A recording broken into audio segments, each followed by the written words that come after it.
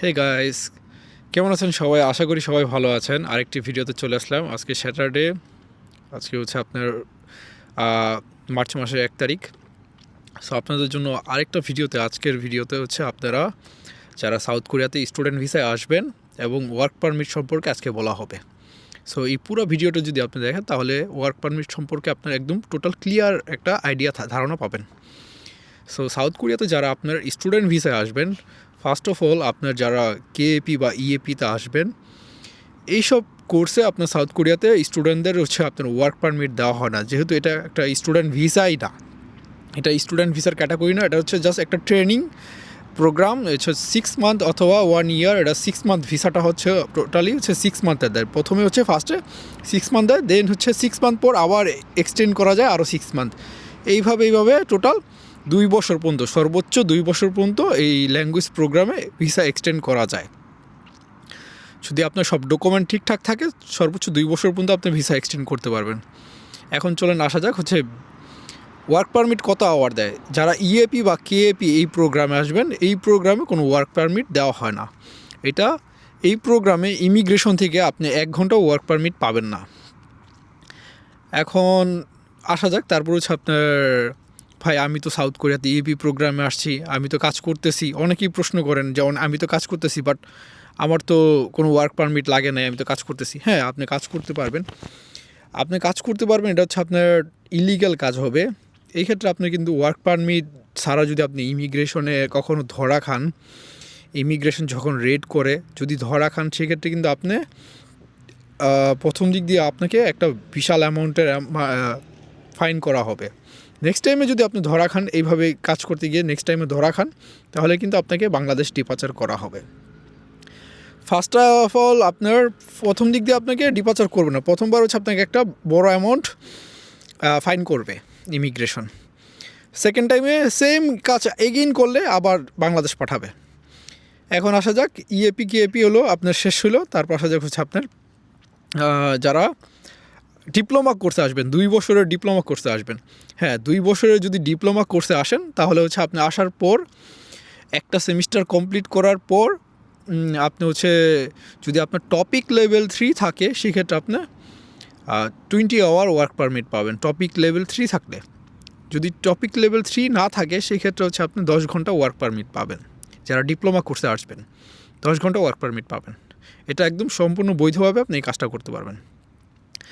তারপর আসা যাক হচ্ছে আপনার ব্যাচেলর কোর্সে। যারা ব্যাচেলর কোর্সে আসবেন, ব্যাচেলর কোর্স হচ্ছে টোটাল 4 বছরের প্রোগ্রাম। 4 বছরের প্রোগ্রামে যদি আপনি আসেন, যদি আপনার টপিক লেভেল 3 থাকে অথবা আইএলটিএসের 5.5 যদি থাকে, সেক্ষেত্রে আপনার ওয়ার্ক পারমিটটা হচ্ছে আপনার সপ্তাহে 25 ঘন্টা। যদি আপনি ভার্সিটি যদি IEQES হয়, IEUQES যদি হয়, সেক্ষেত্রে আপনার টোটাল 25 ঘন্টা ওয়ার্ক পারমিট পাবেন, যেটা হচ্ছে কোরিয়ান ভাষায় বলে ইনজুং দে হাক্কিও যদি হয়, টোটাল আপনার 25 ঘন্টা ওয়ার্ক পারমিট পাবেন। যদি ইনজুং দে হাক্কিও না হয়, সেক্ষেত্রে আপনার ওয়ার্ক পারমিট পাবেন 20 ঘন্টা। এখন আপনি প্রশ্ন করতে পারেন, ভাই আমার তো টপিক লেভেল 3 বা আইএলটিএসের 5.5 নাই, আমি কি ওয়ার্ক পারমিট পাবো? বা আমার আইএলটিএসের 5.5 আছে কিন্তু তার ভ্যালিড নাই, আমি কি ওয়ার্ক পারমিট পাবো? জি, আপনি ওয়ার্ক পারমিট পাবেন। সেক্ষেত্রে আপনি 25 ঘন্টা পাবেন না, সেক্ষেত্রে আপনি পাবেন হচ্ছে মাত্র সপ্তাহে 10 ঘন্টা। সপ্তাহে পাবেন মাত্র 10 ঘন্টা। তারপর আসা যাক যারা মাস্টার্স কোর্সে আসে কোরিয়াতে, মাস্টার্স কোর্সে আপনি টোটাল কত ঘন্টা ওয়ার্ক পারমিট পাবেন উইকলি? মাস্টার্স কোর্সে আপনি উইকলি ওয়ার্ক পারমিট পাবেন হচ্ছে 30 ঘন্টা। মাস্টার্স কোর্সে উইকলি 30 ঘন্টা। যদি ইনজুং দে হাক্কিও হয়, সেক্ষেত্রে আপনার 35 ঘন্টা ওয়ার্ক পারমিট পাবেন। কিন্তু অবশ্যই কন্ডিশন আছে, আপনার টপিক লেভেল 4 অথবা সায়াথোঙা প্রোগ্রাম, যেটাকে বলে KIIP, এই প্রোগ্রাম যদি লেভেল 4 পাস থাকে, তাহলে হচ্ছে আপনি টোটাল 35 আওয়ার ওয়ার্ক পারমিট পাবেন। যদি আপনার এই টপিক লেভেল 4 অথবা সায়াথোঙা প্রোগ্রাম লেভেল 4 পাস না থাকে, সেই ক্ষেত্রে আপনি কিন্তু 35 ঘন্টা ওয়ার্ক পারমিট পাবেন না। সেক্ষেত্রে আপনি ওয়ার্ক পারমিট পাবেন হচ্ছে মাত্র 15 ঘন্টা সপ্তাহে। মাত্র 15 ঘন্টা সপ্তাহে কাজ করতে পারবেন। এখন অনেকের আইএলটিএস আছে বাট ভ্যালিড নাই, সেক্ষেত্রে কি আমি ওয়ার্ক পারমিট পাবো? না, আপনি ওয়ার্ক পারমিট পাবেন না। এটা যদি আপনার ব্যাচেলরে হোক, মাস্টার্সে হোক আর পিএইচডিতে হোক, আপনি ওয়ার্ক পারমিট পাবেন না। সেক্ষেত্রে হচ্ছে আপনি ওয়ার্ক পারমিট পাবেন মাস্টার্স এবং পিএইচডিতে পাবেন সপ্তাহে 15 ঘন্টা, ব্যাচেলরে পাবেন মাত্র সপ্তাহে 10 ঘন্টা। এখন আসা যাক পিএইচডিতে। যারা পিএইচডিতে আসবেন তারা ওয়ার্ক পারমিট পাবেন সপ্তাহে 35 ঘন্টা, ফুল টাইম ওয়ার্ক পারমিট 35 ঘন্টা। যদি আপনার ইউনিভার্সিটি ইনজুংদে হাক্কিও হয় সেক্ষেত্রে আপনি 35 ঘন্টা ওয়ার্ক পারমিট পাবেন।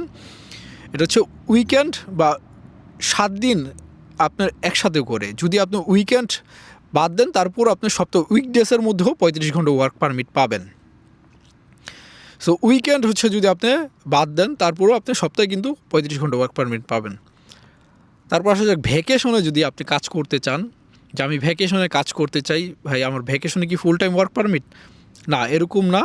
আপনার যা মিনিস্ট্রি অফ জাস্টিস বা ভবমবু থেকে এরকম বলা হয় নাই। ভবমবু থেকে বলা হয়েছে যাদের আপনার টপিক অথবা আইএলটিএস নাই তারা হচ্ছে আপনার ভ্যাকেশনেও আপনার ওয়ার্ক পারমিটটা সেমই থাকবে। ভ্যাকেশনে আপনি আনলিমিটেড কাজ করতে পারবেন না। শুধু আনলিমিটেড কাজ করতে পারবে কারা? ভ্যাকেশনে যাদের টপিকের লেভেল 3, টপিক লেভেল 4 এবং আইএলটিএসের 5.5 আছে তারা বা অ্যাভভ আছে, তারাই মাত্র আপনার ভ্যাকেশনে ফুল টাইম ওয়ার্ক পারমিট পাবে। সো ফুল টাইম ওয়ার্ক পারমিটের জন্য কি ভ্যাকেশনে কি আলাদাভাবে আবার ইমিগ্রেশনকে জানাইতে হবে? হ্যাঁ, প্রশ্নটার উত্তর হচ্ছে হ্যাঁ, অবশ্যই। আপনি যখন ভ্যাকেশনে কাজ করবেন সেজন্য আপনাকে এই 2 মাসের জন্য, ভ্যাকেশনের 2 মাসের জন্য এগেইন আপনার ফুল টাইমের যেই ওয়ার্ক পারমিট আছে এটার জন্য আবার ইমিগ্রেশনে আবেদন করতে হবে। সো কীভাবে আমরা ওয়ার্ক পারমিটে আবেদন করব এখন আসা যাক।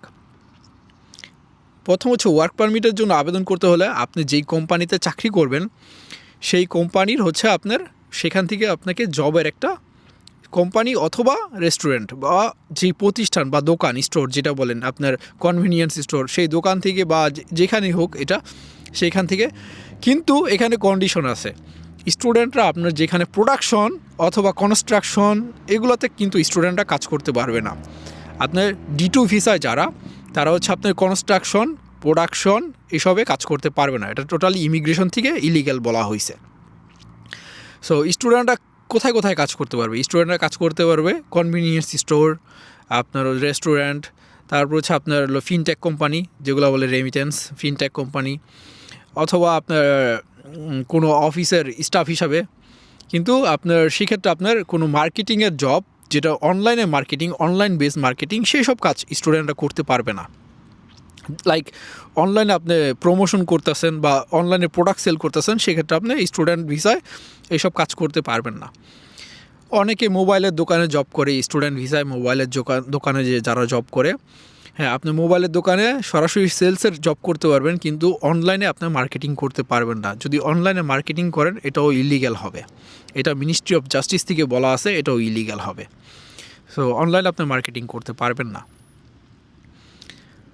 এই হলো আপনি ক্লিয়ারেন্স। সো কীভাবে আপনি ওয়ার্ক পারমিটটা নেবেন? প্রথম হচ্ছে ওই যেই প্রতিষ্ঠানে আপনি জব করবেন সেই প্রতিষ্ঠান থেকে আপনার একটা পার্ট টাইমের ডকুমেন্ট নেবেন, যেটা হচ্ছে আপনার contact paper. So job contact paper এটা নেবেন।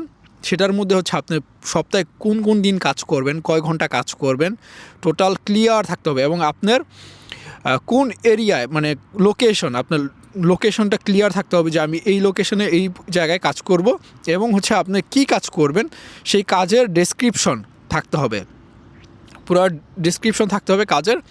দেন হচ্ছে আপনার এই কন্ট্যাক্ট পেপারে নেওয়ার পর প্রতিষ্ঠান থেকে সাইন অথবা সিল নিয়ে দেন আপনি ইউনিভার্সিটিতে, যে আপনার ইউনিভার্সিটির যেই ফরেনার স্টুডেন্টদের রিপ্রেজেন্টেটিভ বা ফরেনার স্টুডেন্টদের আপনার যে অ্যাডভাইজার, ওনার কাছে আসবেন।